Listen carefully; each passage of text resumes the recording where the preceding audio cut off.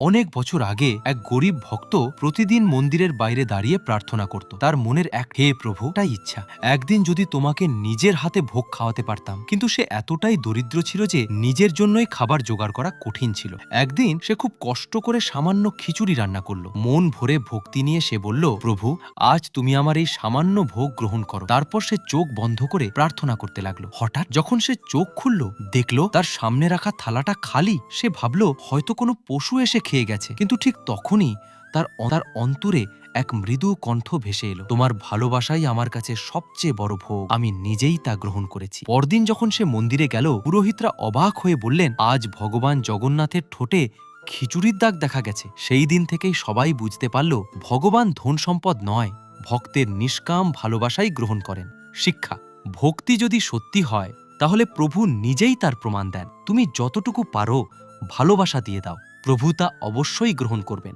ভালোবাসা যেখানে সত্য, সেখানে ঈশ্বর নিজেই উপস্থিত।